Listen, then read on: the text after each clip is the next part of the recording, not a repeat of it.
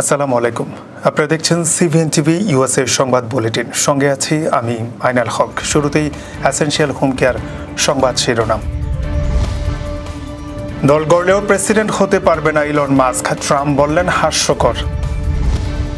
Democratic প্রার্থীদের দ্বন্দ্ব বাড়িয়ে নিজ দলীয় প্রার্থীকে জেতাতে চান ট্রাম্প। শর্ত ভাঙলে ভিসা ইস্যুর পরও বাতিল করবে যুক্তরাষ্ট্র। নেতানিয়াহুর যুক্তরাষ্ট্র সফরের প্রতিবাদে হোয়াইট হাউসের সামনে বিক্ষোভ। এবং গাজাকে ফিলিস্তিনি রাষ্ট্রের অবিচ্ছেদ্য অংশ ঘোষণা ব্রিক্সের। শুনছিলেন এসেনশিয়াল হোম কেয়ার সংবাদ শিরোনাম। এবার বিস্তারিত।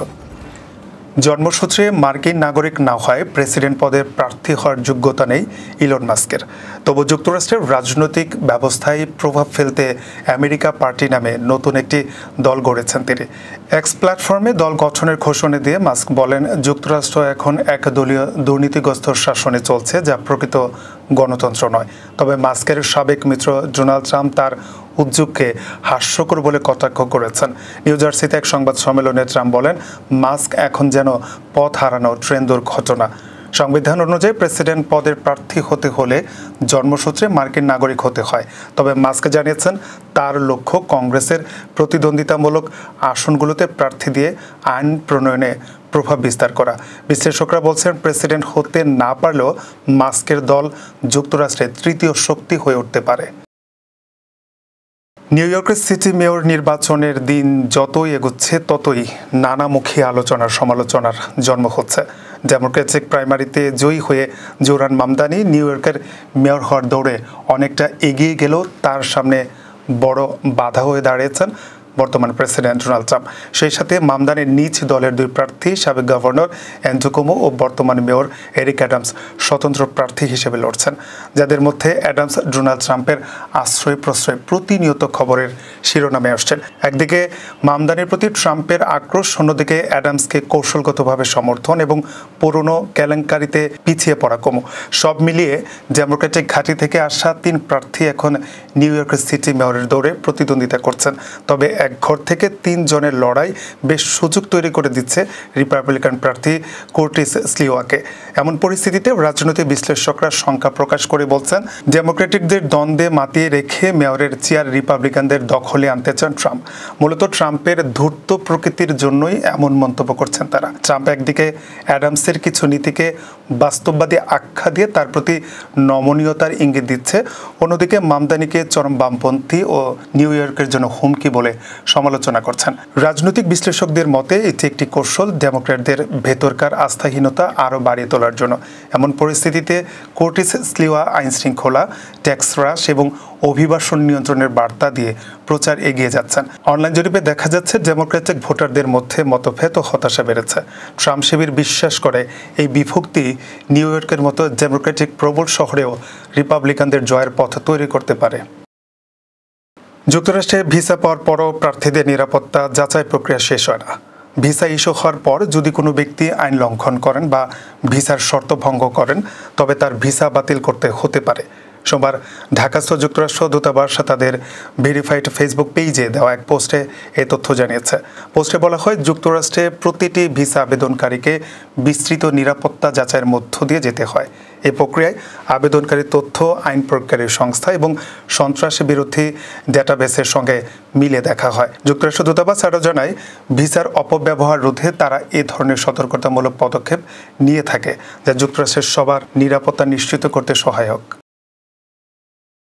যুক্তরাষ্ট্র সফরে আসা ইসরায়েলি প্রধানমন্ত্রী বেনিয়ামিন নেতানিয়াহুর বিরুদ্ধে হোয়াইট হাউসের সামনে বিক্ষোভ করেছে ফিলিস্তিনপন্থী সংগঠনগুলো। রবিবার অনুষ্ঠিত এই বিক্ষোভে অংশগ্রহণকারীরা ফ্রি প্যালেস্টাইন স্লোগান দেন এবং নেতানিয়াহুর যুদ্ধাপরাধের অভিযোগ তুলে তার সফরের নিন্দা জানান। নেতানিয়াহু সোমবার প্রেসিডেন্ট ডোনাল্ড ট্রাম্পের সঙ্গে বৈঠক করবেন। এদিকে ট্রাম্প জানান, গাজা যুদ্ধবিরতির সম্ভাবনা রয়েছে এবং ইরান ইস্যুতে নেতানিয়াহুর সঙ্গে আলোচনা হবে। 2023 সালের অক্টোবর থেকে ইসরায়েলি হামলায় গাজায় 57,000-এরও বেশি মানুষ নিহত হয়েছে। আইসিসি ও আইসিজিতে নেতানিয়াহুর বিরুদ্ধে যুদ্ধাপরাধ ও গণহত্যার অভিযোগে মামলা চলছে। গাজা উপত্যকাকে অধিকৃত ফিলিস্তিনি ভূখণ্ডের অবিচ্ছেদ্য অংশ হিসেবে স্বীকৃতি দিয়েছে ব্রিক্স। রোববার ব্রাজিলে শুরু হওয়া ব্রিক্স সম্মেলনে একটি যৌথ ঘোষণায় এ অবস্থান জানানো হয়। ঘোষণায় ফিলিস্তিনি জনগণের আত্মনিয়ন্ত্রণের অধিকার এবং একটি স্বাধীন রাষ্ট্র প্রতিষ্ঠায় সমর্থন পুনর্ব্যক্ত করে ব্রিক্স। একই সঙ্গে ফিলিস্তিনি কর্তৃপক্ষের অধীনে একটি ঐক্যবদ্ধ শাসন ব্যবস্থার আহ্বান জানানো হয়। ব্রিক্স সদস্য রাষ্ট্রগুলো গাজায় ইসরায়েলের অব্যাহত হামলা, মানবিক সহায়তা বাধাগ্রস্ত করা এবং অনাহারকে অস্ত্র হিসেবে ব্যবহারের তীব্র নিন্দা জানায়।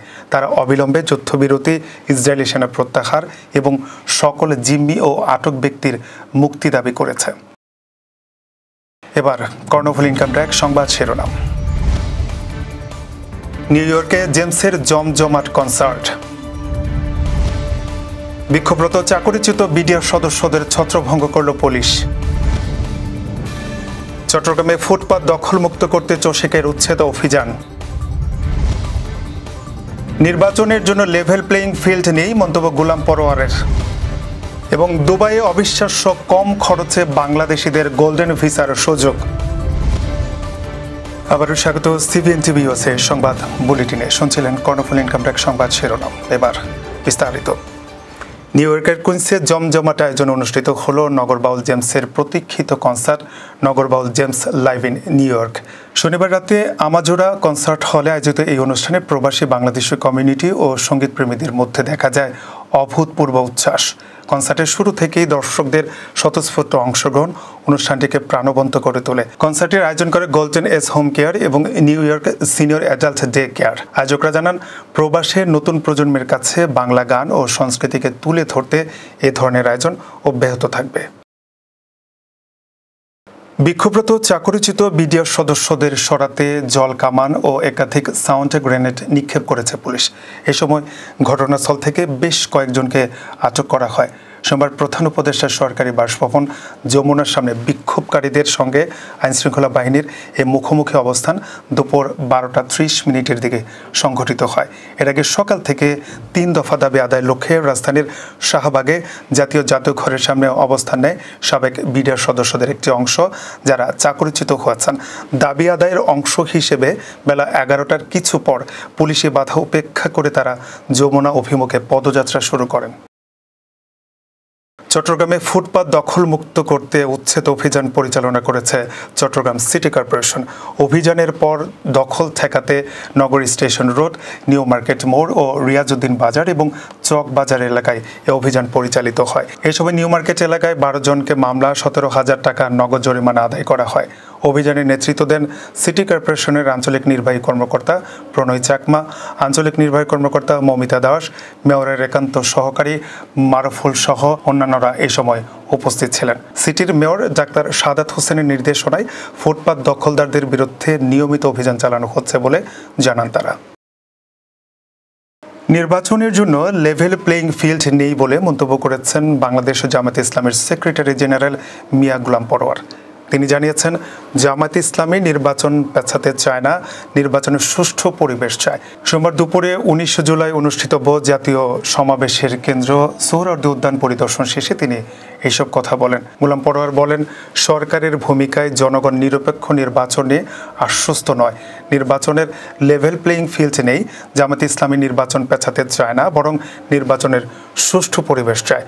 জামায়াতের সেক্রেটারি বলেন, আগামী জাতীয় নির্বাচনের আগে লেভেল প্লেইং ফিল্ড তৈরি করা, পিআর পদ্ধতিতে নির্বাচন অনুষ্ঠিত করা এবং প্রয়োজনীয় সংস্কার ও বিচার দৃশ্যমান করার জনদাবিগুলো সরকারের সামনে উপস্থাপন করতে 19 জুলাই জাতীয় মহাসমাবেশের আয়োজন করতে যাচ্ছে জামায়াত। বাংলাদেশিদের জন্য অবিশ্বাস্য কম মূল্যে গোল্ডেন ভিসার সুযোগ দিচ্ছে সংযুক্ত আরব আমিরাত। দেশটিতে কোনো রকম বিনিয়োগ ছাড়াই বাংলাদেশিরা গোল্ডেন ভিসা পাবেন। এই ভিসার মাধ্যমে দেশটিতে স্থায়ীভাবে বসবাসের সুযোগ মিলবে। গণমাধ্যমে প্রকাশিত প্রতিবেদনে বলা হয়েছে, সংযুক্ত আরব আমিরাত নতুন করে একটি মনোনয়ন ভিত্তিক গোল্ডেন ভিসা চালু করেছে। এই ভিসায় বাংলাদেশের নাগরিকরা দেশটিতে আজীবন বসবাসের সুযোগ পাবেন। এজন্য কোনো ধরনের বড় ব্যবসা বা সম্পত্তি বিনিয়োগের প্রয়োজন পড়বে না। প্রাথমিকভাবে ভারত ও বাংলাদেশকে নিয়ে শুরু হওয়া এই পাইলট প্রকল্পটি চালু হয়েছে। আগে এই ভিসা পেতে অন্তত 20 লাখ দিরহাম মূল্যের সম্পত্তি বা বড় ব্যবসায়িক বিনিয়োগের প্রয়োজন হতো। নতুন নিয়মে আবেদনকারীরা প্রায় 1 লাখ দিরহাম বা প্রায় 33 লাখ টাকা ফি দিয়ে আজীবন বসবাসের অনুমতি পাবেন। তবে এর জন্য কঠোর ব্যাকগ্রাউন্ড যাচাই ও ইউএই কর্তৃপক্ষের অনুমোদন প্রয়োজন হবে। দর্শক, এই ছিল সিভেন টিভিএসের সংবাদ বুলেটিনে। শেষ করছি। পরবর্তী বুলেটিন দেখার আমন্ত্রণ জানিয়ে এতক্ষণ সাথে থাকার জন্য ধন্যবাদ সবাইকে।